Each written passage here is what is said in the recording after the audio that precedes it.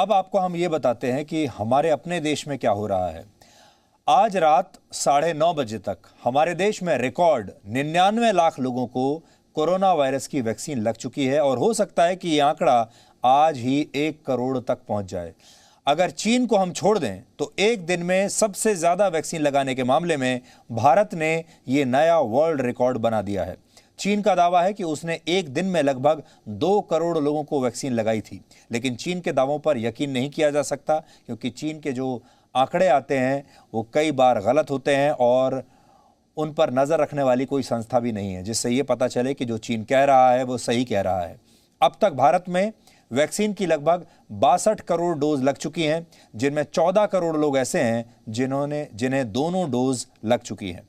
हालांकि अगर आप कोविड को भूलने लगे हैं और आपको ऐसा लगता है कि अब तो सब कुछ सामान्य हो चुका है, तो हम आपको बताना चाहते हैं कि एक नई स्टडी आई है जिसमें पता चला है कि कोविड से ठीक हो चुके 40% मरीजों के हृदय में कोई ना कोई गड़बड़ी जरूर पाई जा रही है।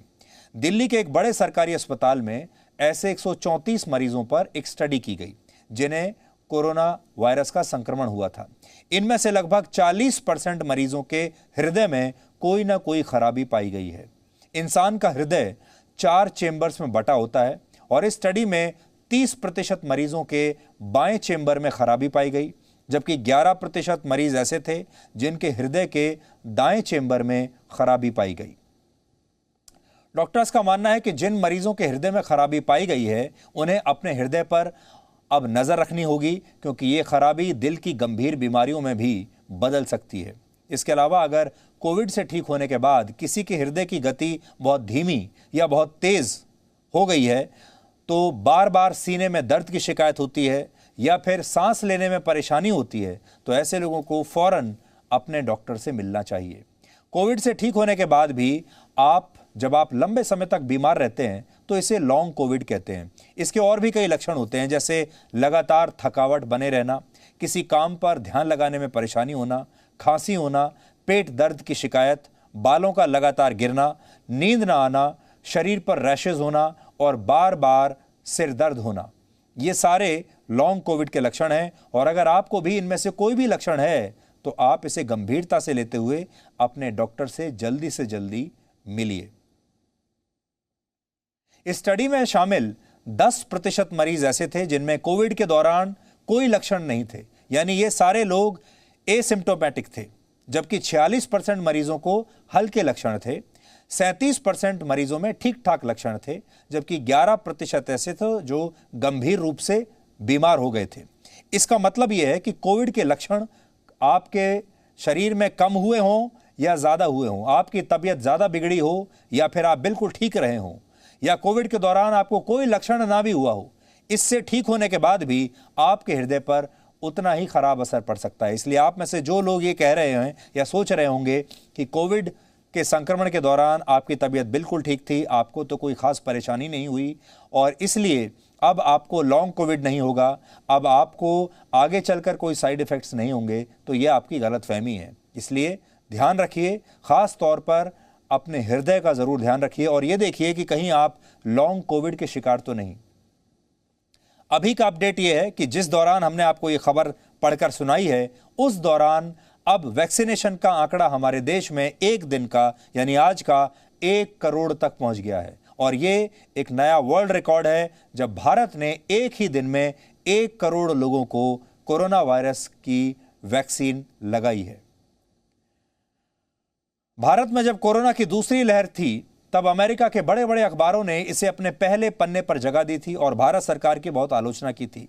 अमेरिका क्या, हमारे अपने देश में भी बहुत आलोचना हो रही थी और पश्चिमी मीडिया ने तो भारत की बहुत आलोचना की थी, भारत की छवि बहुत खराब की थी और कहा था कि भारत में तो कोई सिस्टम है ही नहीं। अब अमेरिका एक तरफ तो अफगानिस्तान में हार रहा है, कल उनके 13 सैनिक मारे गए, अफगानिस्तान में उनकी हर कूटनीति फेल हो रही है, लेकिन इस दौरान कोई भी अमेरिका में बढ़ रहे कोविड की बात नहीं कर रहा। अमेरिका खुद अब इस वायरस की चौथी लहर से संघर्ष कर रहा है और वहां की स्थिति आजकल भारत से भी ज्यादा खराब है। अमेरिका के फ्लोरिडा राज्य के ज्यादातर अस्पतालों में अब नए मरीजों के लिए जगह नहीं बची है, अस्पताल फुल हो चुके हैं। फ्लोरिडा के अलावा अलाबामा, जॉर्जिया, मिसिसिपी और टेक्सास जैसे राज्यों में भी अब तक सिर्फ 10% आईसीयू बेड्स ही खाली बचे हैं, यानी वहां भी 90% आईसीयू बेड्स भर चुके हैं और जो 10% बचे हैं वो भी न जाने कब भर जाएं। फ्लोरिडा में तो स्थिति ये है कि अब वहां के अस्पतालों में ऑक्सीजन की कमी होने लगी है और कब्रिस्तानों में लाशें दफनाने के लिए लंबी वेटिंग लिस्ट है। जो लोग अस्पतालों में मर रहे हैं उनकी लाशों को रेफ्रिजरेटेड कूलर्स में रखा जा रहा है, क्योंकि अब अस्पतालों के मॉर्चरी में भी जगह नहीं बची है शवों को रखने के लिए।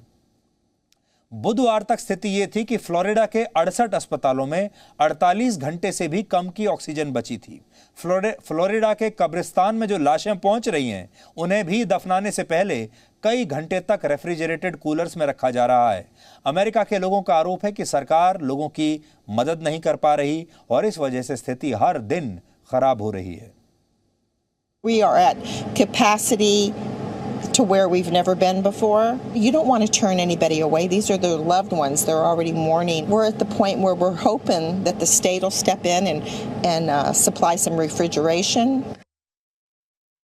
आपको याद होगा जब हमारे देश में कोविड की दूसरी लहर आई थी तो हमारे अपने देश के अखबारों में भी और दुनिया भर में, खास तौर पर पश्चिमी देश के अखबारों में, वहाँ के न्यूज़ चैनल्स में दिन रात सिर्फ भारत के बारे में खबरें छपती थी। और भारत के, आपको याद होगा, शमशान घाट की तस्वीरें छपती थी, कैसे बड़ी संख्या में चिताएं जल रही हैं वो तस्वीरें छपती थीं और कहा जाता था कि अब तो चिता जलाने के लिए भी भारत में जगह नहीं बची। और कितनी आलोचना भारत की हुई। अमेरिका में बहुत सारे राज्यों में ठीक वैसी ही स्थिति है। कब्रिस्तानों में वेटिंग लिस्ट है, लेकिन आपको किसी भी कब्रिस्तान की कोई तस्वीर अभी देखने को नहीं मिलेगी। आप ढूंढ के देख लीजिए, आपको वैसी कोई तस्वीर नहीं मिलेगी जैसी तस्वीरें भारत की थी।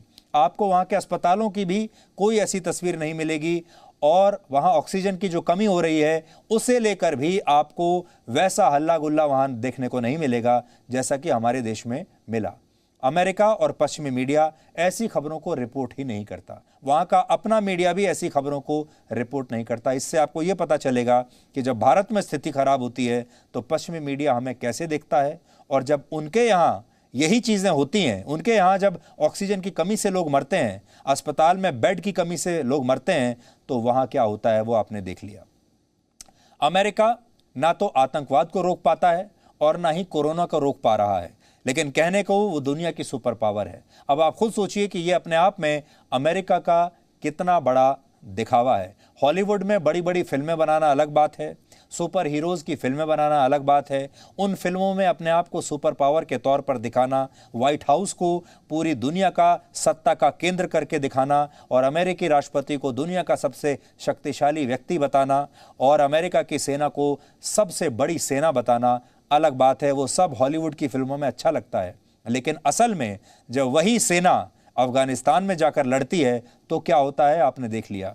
वही व्हाइट हाउस जब रणनीति बनाता है तो अफगानिस्तान में क्या होता है आपने देख लिया। अमेरिका का राष्ट्रपति, जिसे आप दुनिया का सबसे शक्तिशाली व्यक्ति मानते हैं, जब वो गलतियां करता है एक के बाद एक, तब क्या होता है वो सब आपने देख लिया। इसलिए अब समय आ गया है जब हम ये मान लें कि अमेरिका सुपर पावर नहीं है, सिर्फ हॉलीवुड की फिल्मों में सुपर पावर जैसा दिखता है। Presenting B News app, available on Google Play and App Store. Download it now.